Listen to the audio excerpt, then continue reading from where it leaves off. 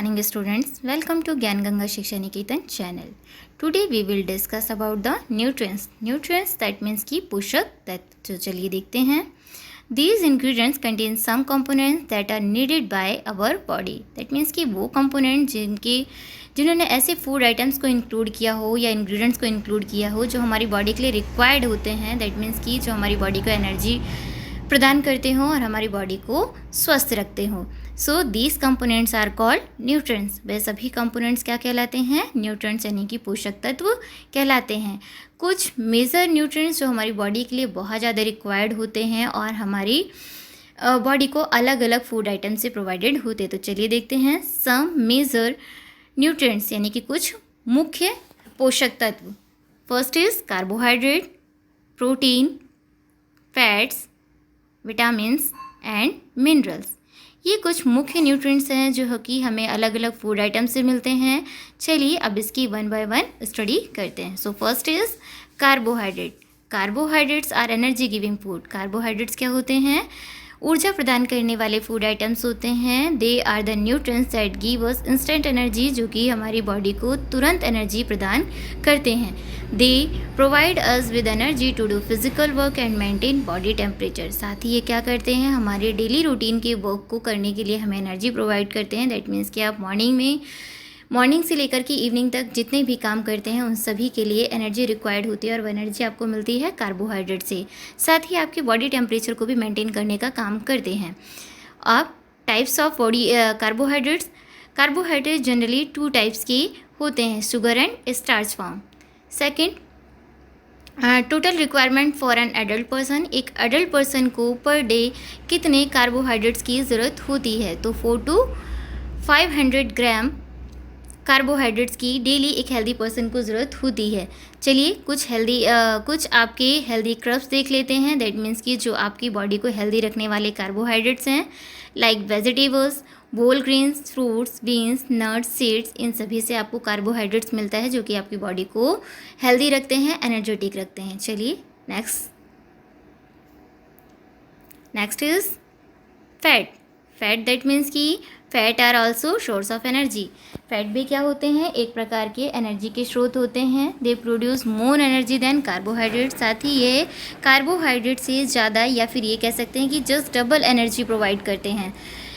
When we are short of energy, our body use the fat store energy.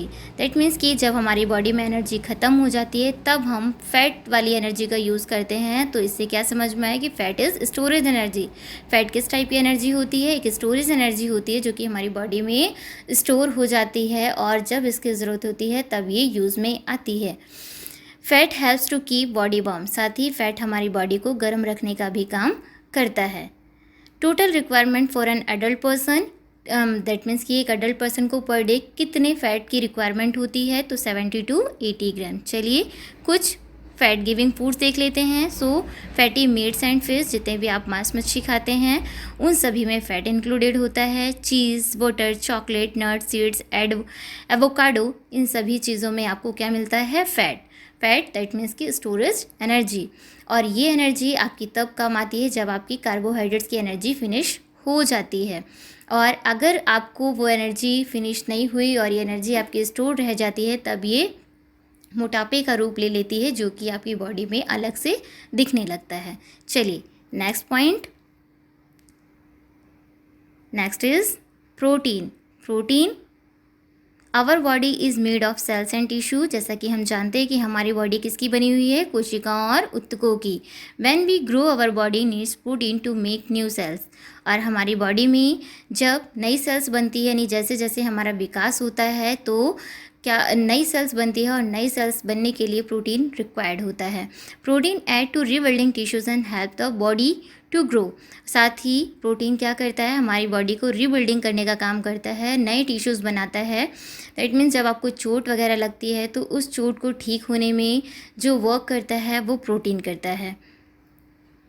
So total daily requirement for an adult person. एक adult person को daily कितना protein required होता है? 50 to 60 ग्राम. कुछ protein giving foods देख लेते हैं. तो ये आपके कुछ प्रोटीन गिविंग फूड्स हैं.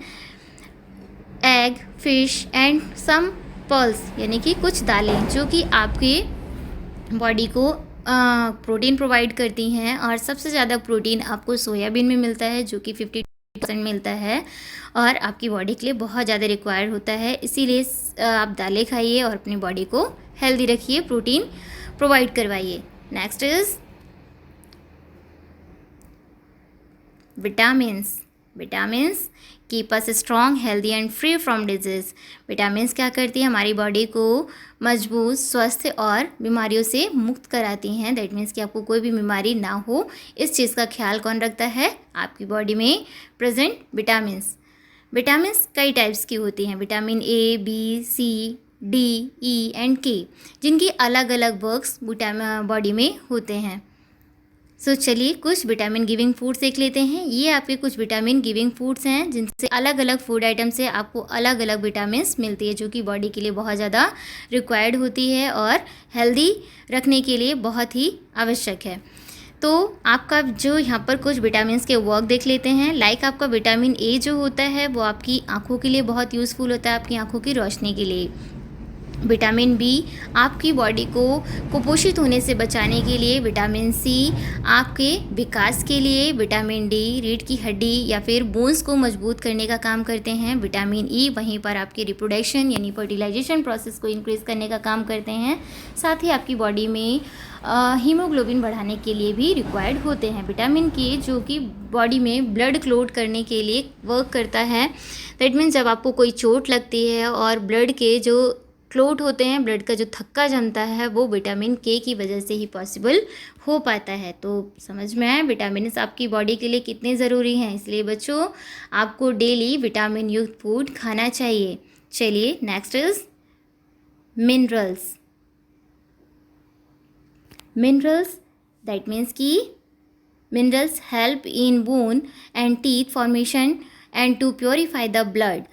ये मिनरल्स किस काम में आते हैं? मिनरल्स आपकी हड्डियों और दांतों के फॉर्मेशन में यानी उनके बनने के लिए बहुत ज़्यादा ज़रूरी होते हैं। आपकी बॉडी में हड्डियाँ प्रॉपर वर्क करती रहें। और जैसे कि उम्र के साथ क्या होता है कि हमारी हड्डियों में दर्द होता है, हड्डियाँ घिसने लगती हैं, वो किस वजह से? मिनरल्स की कमी की वजह से।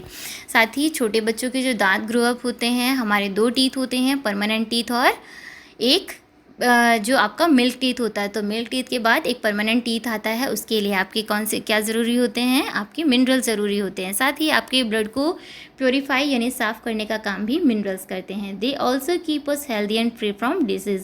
साथ ही ये भी हमें स्वस्थ और बीमारियों से मुक्त कराने का काम करते हैं।